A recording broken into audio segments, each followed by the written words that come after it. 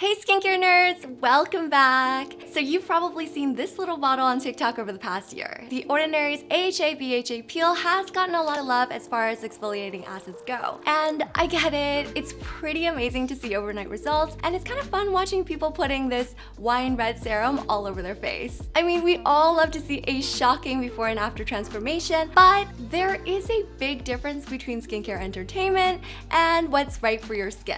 And the truth is that with skincare, patience is key. Stronger doesn't always mean better. So today we're going to review a much gentler option for skin texture, little bumps, and uneven skin tone. The Mandelic Acid Serum from The Ordinary. We'll go over why it might actually be better for your skin type than other exfoliating acids, how to apply it, and how to add it into your routine to get the best results. Before we get into it, let's thank DECIEM, The Ordinary's parent company, for sponsoring this video. Let's get into it. Alright, let's talk about why you might choose an alpha hydroxy acid or AHA instead of a BHA. We've talked quite a lot about BHAs on my channel, specifically salicylic acid. They're great for oily and acne-prone skin, but AHAs can also exfoliate dead skin cells. They do it mostly from your skin's outermost layer to reveal fresher, smoother looking skin, which also evens out your skin tone.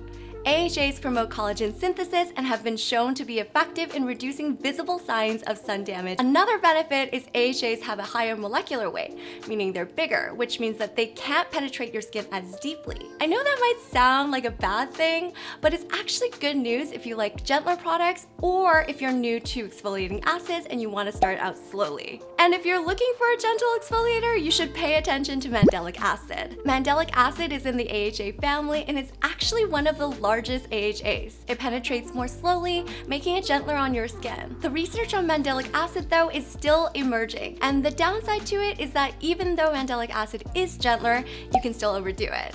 It can also increase sun sensitivity, so you need to make sure that you're always applying that sunscreen, but we'll get to that later on in the video. To wrap that all up, AHAs are great if you're looking for a gentler exfoliator to help your skin look less dull, and Mandelic Acid is one of the most gentle AHAs. Alright, let's move on to The Ordinary's Mandelic Acid 10% plus hyaluronic acid. I was really excited to try this out, but I already have The Ordinary's glycolic acid toner and their salicylic acid serum for spot treatments, so I really wasn't sure how this would fit into my routine. But then I tried it and I realized that it's totally different than what I thought it was going to be, and the formula has a lot to do with it. So the hero ingredient in here is obviously 10% mandelic acid, which, as we've said, is a great gentler AHA. I like that there aren't any other exfoliating acids in here, so they've kept it gentle, which is great. We love that. And another ingredient they highlight is hyaluronic acid, which of course is a hydrating humectant to help your skin look hydrated, but there's actually a more significant humectant in here because the top ingredient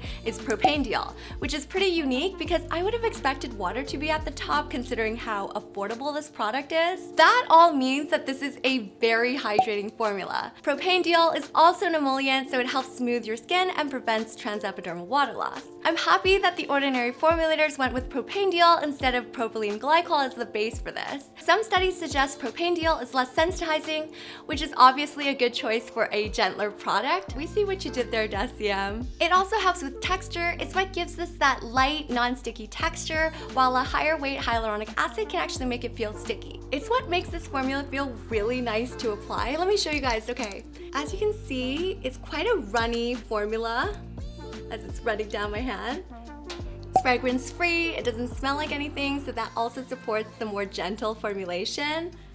And it spreads super easily. It's like silky in texture, feels super lightweight, and it absorbs really quickly. It feels really gentle. I don't feel any kind of stinging or redness, and my skin definitely tends to be on the sensitive side. I really like that there's this immediate hydration and smoothing effect that you get with this, and it just leaves this like really nice velvety finish to your skin. And even though I've been using this for only a couple weeks, I've already seen a slight difference in my skin tone, looking a little bit more even now.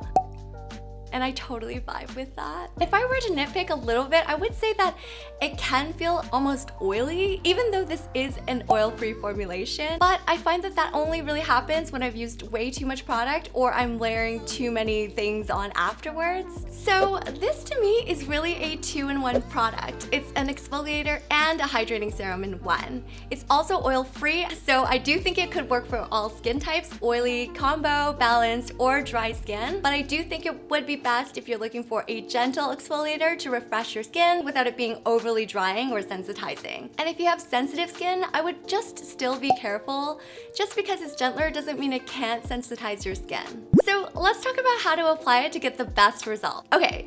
First things first, before you use this or any new product, you guys know that I'm going to recommend a patch test just to make sure that you don't have any bad reactions, especially if you have sensitive skin. So when you're introducing it into your routine, go slow and low. Start with max 2 times a week and you can work up from there. As for how to apply it, it's best used at night because of the potential for increased sun sensitivity. So I'd cleanse, tone if I'm gonna use a toner, then I apply 1 to 3 drops onto my hands, then rub them together and then press them onto my face, or I'd squeeze some drops onto a reusable cotton pad and then pat that onto my face. I find that these 2 ways give you a little bit more control than just dripping it directly onto your face because you guys saw just how runny that formula is. Then I'll wait a couple minutes for it to dry, so I'll do something like brush my teeth in the meantime. After all that, I follow up with a moisturizer to lock the moisture in. And just to be extra clear, because there seems to be some confusion with this, you don't wash it off. This is a leave-on product, so you keep it on. And in the morning, make sure you're applying and reapplying sunscreen and staying away from sun exposure when you can, because exfoliators can increase sun sensitivity. You should be doing all that anyways, so this is kind of just me giving you an extra little nudge. If you're going to use other serums, they would come after this and before your moisturizer, and I would go from the thinnest to the thickest consistency. If you're having issues with pilling, you might either be layering too many products, not waiting long enough between layers, or you're applying too much. And if you feel like it's too tacky or too oily, again, try using less. I find that 1 to 3 drops is more than enough. So in terms of mixing, there are some actives that you shouldn't layer with this. Other exfoliating acids, this one is pretty obvious. Stick to 1 exfoliating acid at a time. Peptides, EUK 134, and niacinamide powder. Strong acids have the potential to break down peptide bonds and make EUK and niacinamide powders ineffective. I'd also avoid layering with pure or ethylated vitamin C and any retinoids because it just increases the potential for sensitivity and side effects.